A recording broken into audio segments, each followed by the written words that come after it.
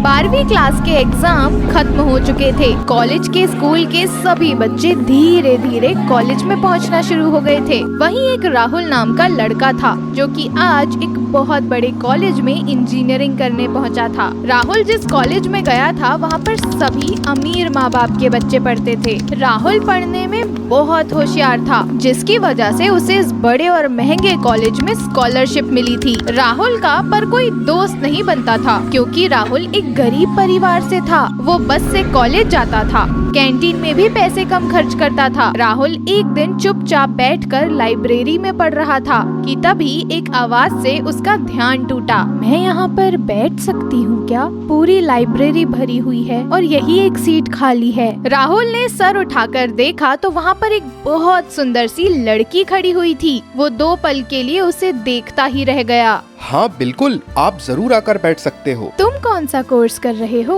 और क्या नाम है तुम्हारा? मैं इंजीनियरिंग कर रहा हूँ। मैं फर्स्ट ईयर में हूँ। मेरा नाम राहुल है। अरे वाह, मैं भी इंजीनियरिंग कर रही हूँ और मैं भी फर्स्ट ईयर में हूँ। मेरा नाम नुपुर है। तुम्हारी ब्रांच कौन सी है? मैं कंप्यूटर साइंस से कर रहा हूँ। तुम्हारी ब्रांच कौन सी है? अरे वाह, मैं भी कंप्यूटर साइंस कर रही हूँ, लेकिन कभी तुमसे मुलाकात नहीं हुई ना, मैंने तुम्हें कभी देखा। हाँ, मैं ज्यादातर क्लास में या लाइब्रेरी में ही मिलता हूँ। दोनों लोग मुस्कुराते हैं। कुछ देर में वो लोग लाइब्रेरी से निकलते हैं और अपने अपने घर की तरफ चले जाते हैं। अगले दिन। हेलो राहुल, कैसे हो? मुझे ध्यान था कि तुम लाइब्रेरी में मिलोगे या क्लास में मिलोगे। क्लास चल नहीं रही थी तो मैंने सोचा चलो लाइब्रेरी में चलकर तुमसे मिलती हूँ। हाँ यार, मुझे और लोगों की तरह कैंटीन में बैठकर टाइम पास करना अच्छा नहीं लगता। बस इसलिए मैं यहाँ आकर कुछ पढ़ाई कर लेता हूँ।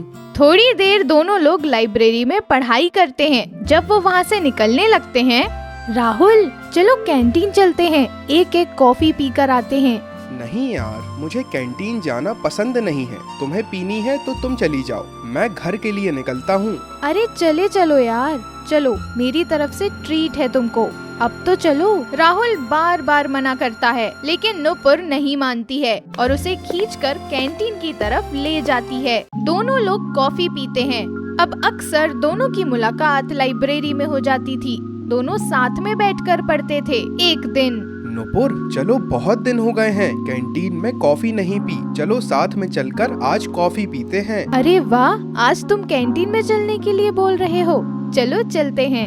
दोनों लोग कैंटीन में जाते हैं और वहाँ पर कॉफी पीते हैं। जब बिल आता है तो राहुल देखकर थोड़ा सा घबरा जाता है क्योंकि उसके पास बिल भर के ही पैसे होते हैं। वो बिल पे कर देता है। गरीब होने के कारण उसके पास ज्यादा पैसे नहीं थे। उस दिन उसे पैदल ही घर जाना पड़ता है। धीरे धीरे राहुल नुपुर की तरफ आकर्षित होने लगता है। वो उसे दोस्त से कुछ आगे बढ़कर सपने बुनने लगता है। इधर नुपुर एक लड़के आर्यन के साथ ज्यादा समय बिताने लगती है। एक दिन। नुपुर, क्या हुआ? आजकल तुम लाइब्रेरी नहीं आती हो? चलो ना कैंटीन चलते हैं कॉफी पीने। अरे यार, कब तक मैं कैंटीन में कॉफी पीती रहूंगी? मैं आर्यन के साथ बरिस्ता जा रही हूँ कॉफी पीने। इतना बोलकर नुपुर वहाँ से चली गई। राहुल को बुरा तो लगा पर वो चुपचाप रह गया। धीरे धीरे समय बीत गया और फरवरी आ गया। फरवरी यानी प्यार का महीना। राहुल भी बहुत एक्साइटेड था। वो सुबह सुबह कॉलेज पहुँचा। उसने नुपुर को ढूंढा।